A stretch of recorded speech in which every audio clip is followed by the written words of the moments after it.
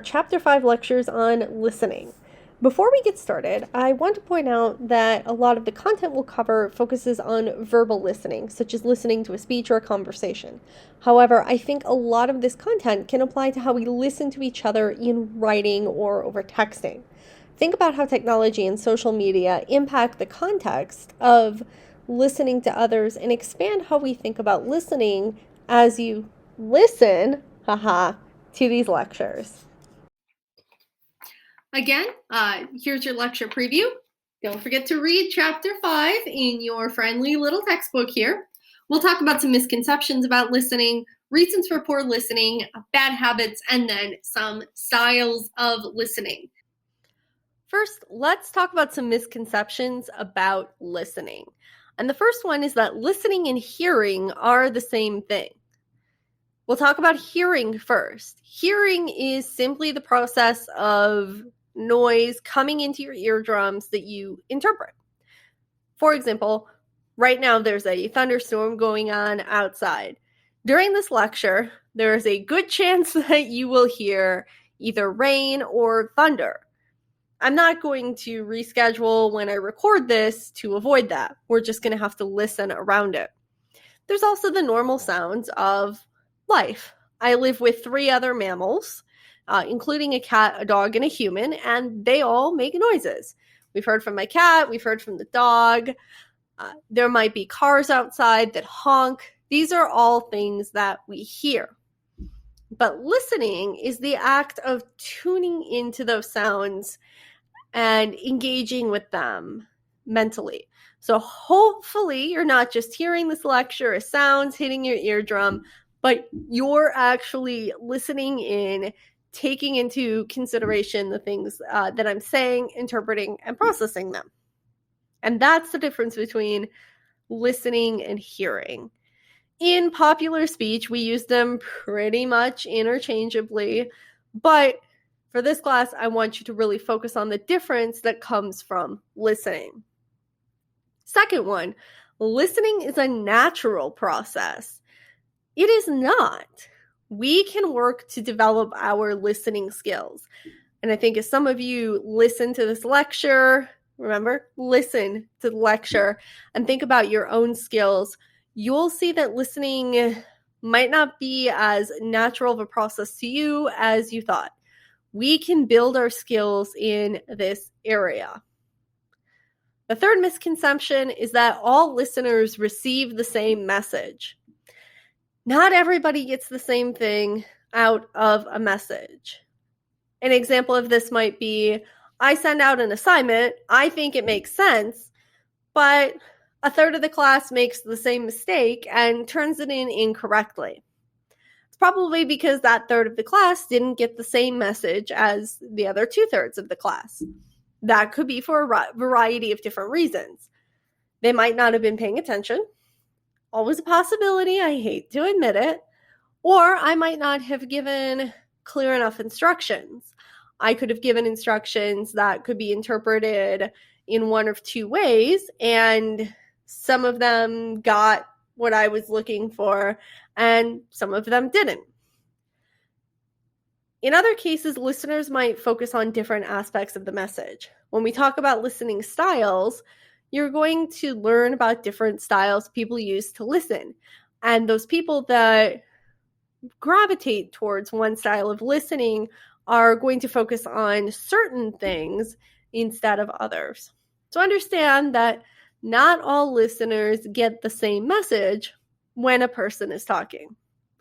With those 3 misconceptions in mind, let's spend some time learning more about listening. Couple of key listening terms that I want you to have. Hearing, again, that physical process. Listening, tuning into the message. And it doesn't just have to be regular old speech that you're turning into. You could be listening to a TV show or other program. You could be listening to music, really tuning in and thinking about the music that you're hearing.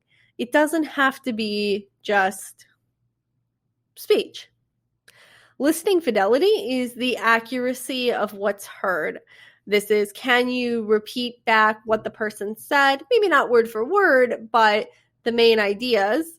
And then the residual message is what remains after you're done listening.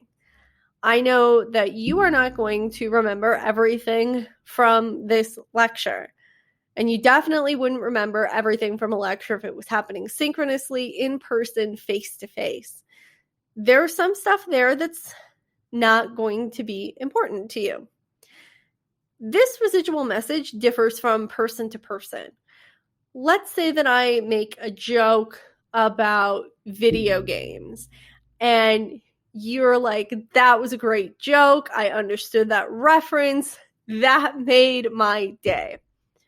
You might have that joke as your residual message from the lecture and not as much of the content. But a person who wouldn't get that joke about a meme or the internet or any other weird thing that I might joke about, that part of the message is going to be gone, and they might have a different residual message. So everybody's residual message is going to look a little bit different. It depends on what really sticks for you. Residual messages are also key to speeches. In fall semester 2021, I did a sample live in-class informative speech on the basics of recreational kayaking. In my speech, a student made a very interesting comment about residual messages when I was done presenting it. While I talk about that student's comment, I'll display a few paddling pictures on the video to give you something pretty to look at, and if you're taking the class in the spring semester, to remember that spring and summer are coming. I brought in my equipment, like my life jacket and my paddle, and explained how they were used. After I finished the speech and we were discussing it, a student, half joking, says the thing that she'll remember most from Comms 100 is how to paddle a kayak and pick out the right length of paddle. Now, I hope that student remembered a few other things from Comms 100, including one of the speech skills that I was demonstrating that day, how to leave a residual message for your audience. I know that my audience probably isn't into kayaking, and if they do try it for fun, it won't be for a few months. As a speaker, preparing my speech, I thought about how I could cram my technical knowledge about kayaking into an easy-to-remember package that the audience could pull out of their memory when summer rolls around again. When we're thinking about speaking, we should also be thinking about the residual messages that we want our audience to take with them after the speech. And think about ways to organize our speeches and our content, and to provide content that helps our audience bring home the important points. But enough about boats.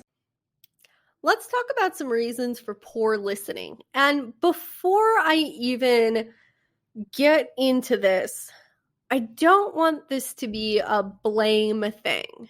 Many of these are environmental and circumstance-driven reasons for poor listening. Not, oh, you're a bad listener if these things happen to you.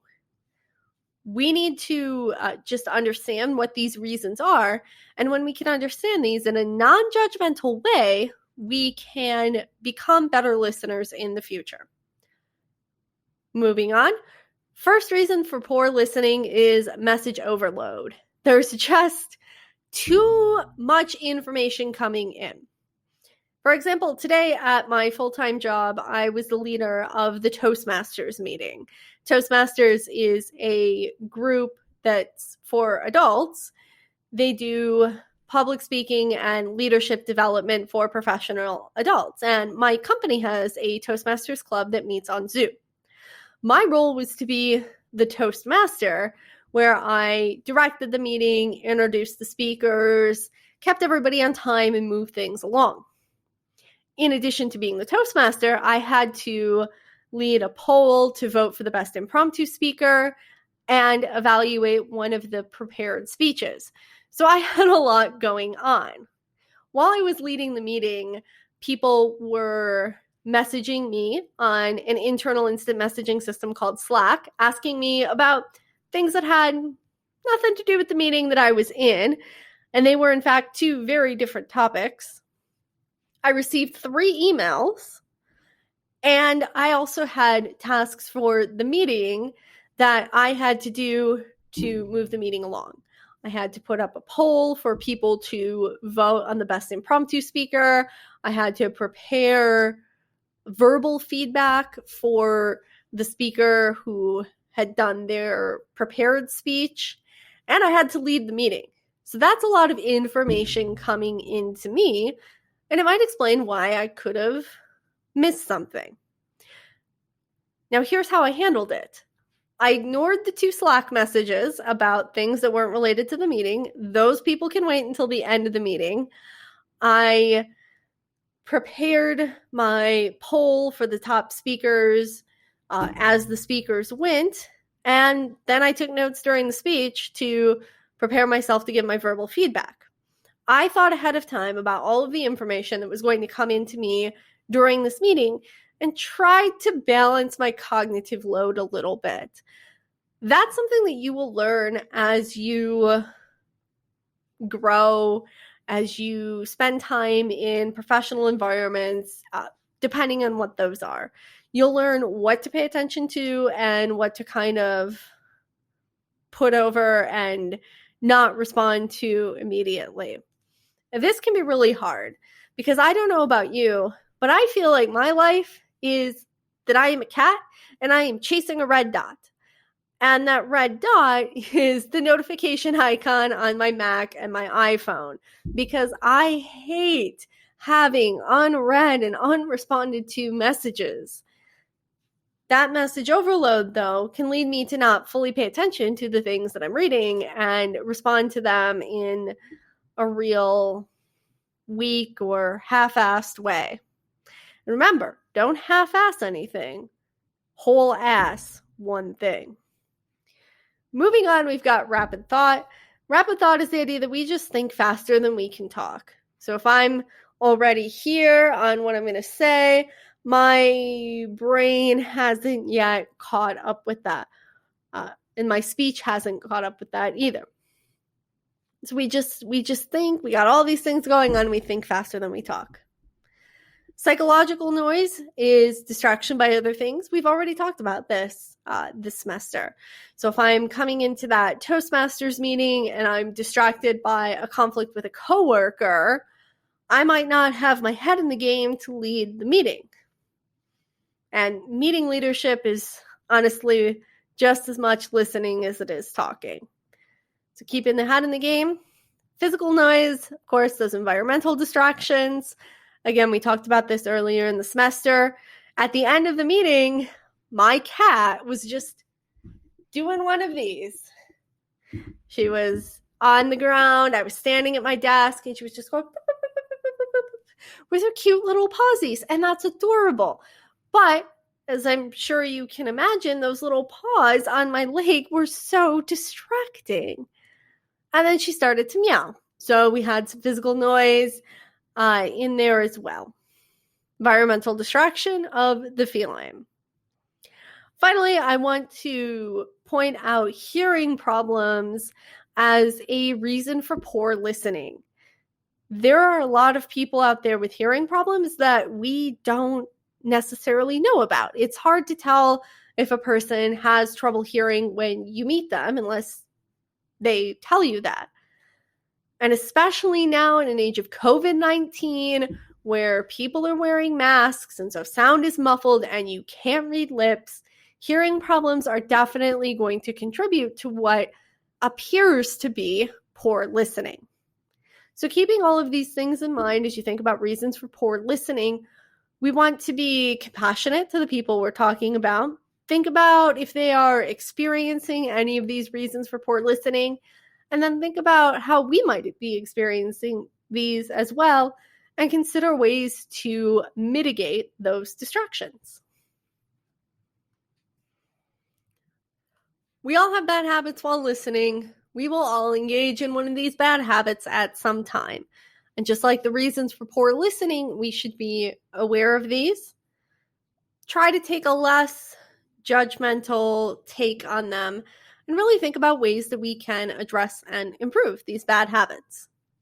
Let's go down the list. The first bad habit is called pseudo-listening. Pseudo is a prefix that means fake, and fake listening, pseudo-listening, means pretending to listen. I am sure that you have all done this in a classroom.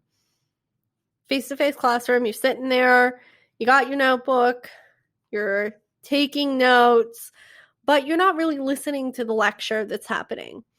You might be writing about something totally different, writing a note to a friend. Yes, I did go to middle school. We did that. Whatever it is, doodling, or just out in left field, not paying attention, maybe experiencing some psychological noise. So it physically looks like you're listening, but you're only pretending to do so. You can do this in conversational contexts too, not uncommon.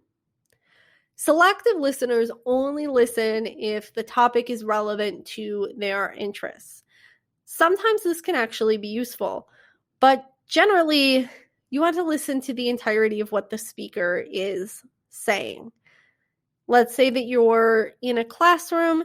There might be some topics that, okay, so we're going through the lecture and you don't really care about topic A, you don't find it interesting, ignore. Oh, here we get to topic B. Definitely going to tune in there. Generally in the classroom, you should listen to the entire lecture topic. But in the professional world, sometimes you'll get invited to meetings that you only need to care about one agenda item. There is a meeting that I am invited to. It happens every Friday. I only care about 5 minutes of that meeting, but I am invited and I am required to be there. So I attend that meeting and I selectively listen in for the piece that I need to care about.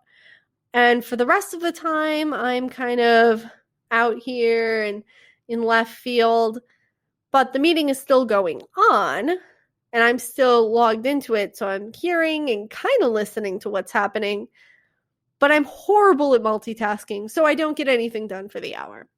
That's selective listening. A defensive listener perceives an attack even when it's not. So if I'm interacting with a coworker, I might be listening to them for the sheer reason of showing that, no, I did that correctly.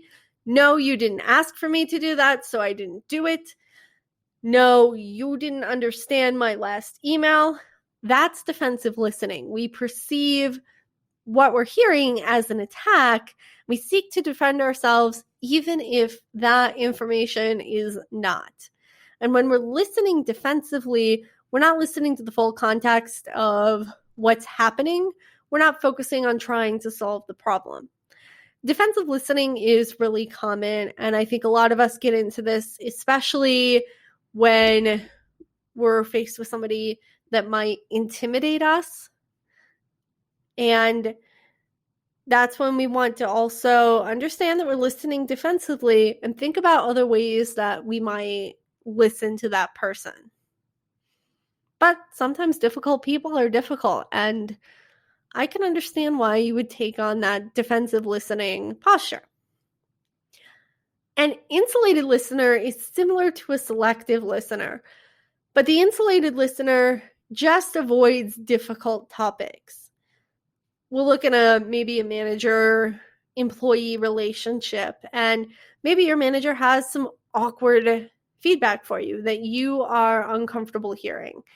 It might be feedback about the way that you write your emails. They're not clear, they're not easy to follow, and if you don't want to hear that feedback, you will avoid listening to it, and you'll also avoid having conversations about it because you don't want to talk about your emails.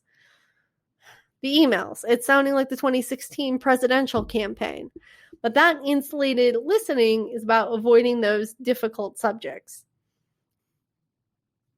Your insensitive listener is a person who just misses the context of what's happening. A lot of times a person will come to you and talk about something that's going on, and it's really a piece of a bigger issue.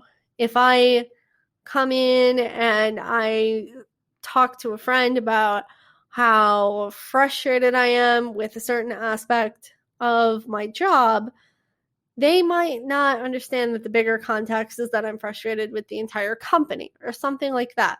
So thinking about the context for the thing that the person's talking about. Conversational narcissism and the stage hog are pretty similar. Conversational narcissism is turning the conversation back on you or me. So this is taking your personal experiences and interjecting it into every conversation when it's not relevant, not necessary, and not helpful. We all know somebody who does this. The stage hog is a person that takes up time in the spotlight. That can go along, very commonly goes along with conversational narcissism, but they're taking up time to do whatever. This could be somebody who's taking up time to tell jokes or make comments or just try to be really funny. They got to respond to everything in the group chat with a GIF, whatever it is. They're taking up time in the spotlight, kind of turning things on themselves. Our final bad habit is to value talking over listening. We'll talk about power in groups at the end of this lecture, so keep this in mind. But there's a lot of people who have this misconception that talking is the way to power. And if you talk more, you must be more important. Sometimes there's, an important reason why a person might be doing the majority of the talking in a situation. I got to say that my own profession of being a professor, it's lecturing is part of my job. I'm going to lecture. But I don't value that lecturing or even my series of hot takes over listening to students, listening to feedback, and getting students to participate in discussion. Listening can be much more valuable than talking. Take all these bad habits together, do a little uncomfortable self-reflection. We'll meet you on the next slide. There are 5 different styles of listening that we can bring to our interpersonal group, dyadic, small group, groups and teams, relationships. So really any relationship that you might have. Everybody can use all 5 of these styles, but sometimes people will tend towards one or the other. What I don't want you to do is feel like, I am a task-oriented listener. That is my thing, and I am not doing anything else. Think about the style of listening that's going to be most appropriate to adapt to the situation. Let's walk through the list. The first one is relational listening, and the idea of relational listening is to emotionally connect with others. You listen relationally to build an interpersonal relationship. Supportive listening helps a person deal with their problems. This is where you listen to the person vent, unload, rant, whatever it is, and think about ways that you can solve the problem or just even letting them get it off their chest. Task-oriented listening is listening that you do to get a job done. This can be a work task, a home task, a fun task, things you do to get a job done. Analytical listening is listening to fully comprehend a message and understanding what the speaker is telling you. And then critical listening is analyzing the messages that you receive for accuracy and credibility. We'll come back to mindful listening at the end. I'm going to break these all down with an example of one of my favorite places in the world, the gym. As I've talked about, I lift weights, heavy barbell weights. They're getting heavier. Get swole. Get your tickets. Here's ways that all of these things can happen in the gym with a trainer or a coach, or even just other athletes that you work out with. Relational listening is about connecting with others. And when I go to the gym and I lift with the same people over and over again, the same coaches over and over again, we start to build a relationship. It's not as much interpersonal because there's kind of that authority difference where they're the coach and I'm the athlete.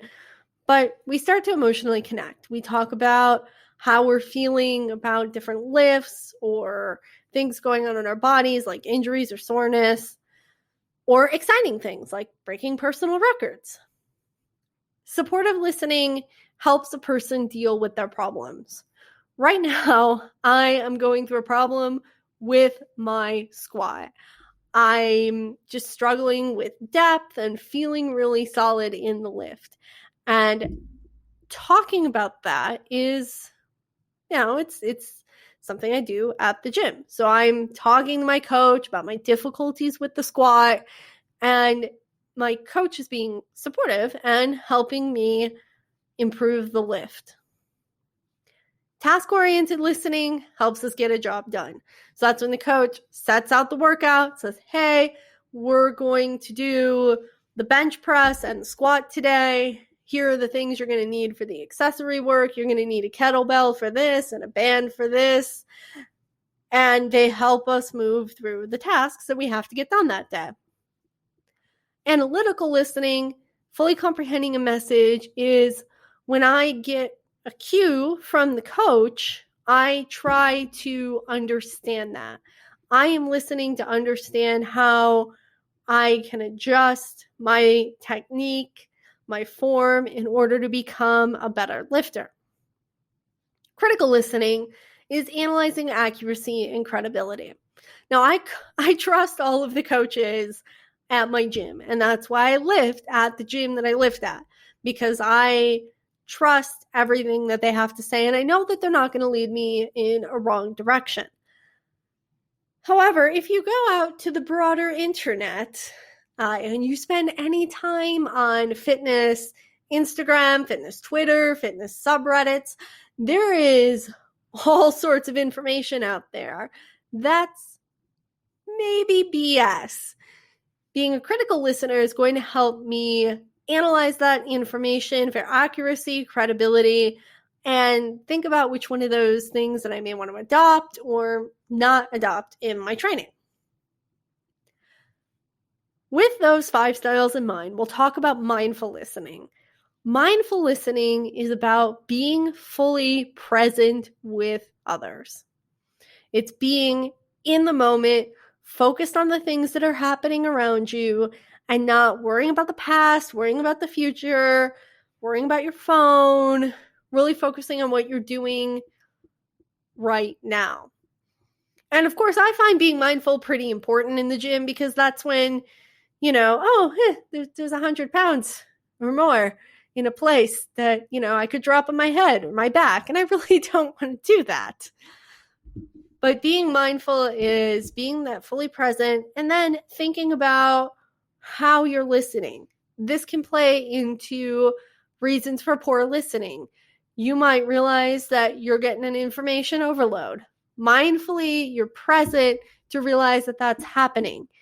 You might be mindful and realize that you're engaging in pseudo-listening or defensive listening and change your listening style. Or you might be thinking, oh yeah, we're going to come in, we're going to do this task-oriented listening, we're going to get some stuff done, we're going to lift some heavy stuff. But in reality, you need to do that relational or supportive listening instead, so that that person is ready to take on lifting heavy stuff. Mindful listening is about just being fully present with others and really tuning into the way that you are listening. It is the thing that brings all of the previous 3 slides together. Another way to bring our listening ideas together is through the HURIER model shown here. The HURIER model takes a lot of the information that we've talked about in the rest of the lecture and brings it together into one cohesive model about how to be an effective listener. We'll go down the list. We'll start with H, which is the idea that we want to develop our skills at hearing. Now, I know at the beginning of the lecture we talked about how hearing and listening are not the same thing, but we can develop our skills at hearing to put us in a position to be a more successful listener. For example, making sure we put away those darn phones while we're listening and instead focus entirely on the speaker, eliminating distractions, and then putting yourself in a position where it's easy to hear what's being said. If there are things that are going on around you that are making it difficult for you to hear, and there's a way for you to eliminate or reduce some of those distractions, do those things. Putting yourself in a position where you can hear the speaker well is the first step to being a successful listener.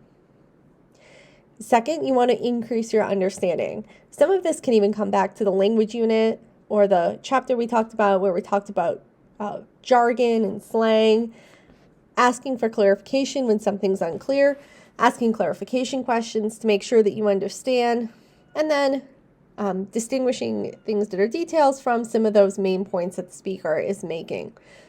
Really working and focusing on increasing your understanding. Improving your remembering is our next step.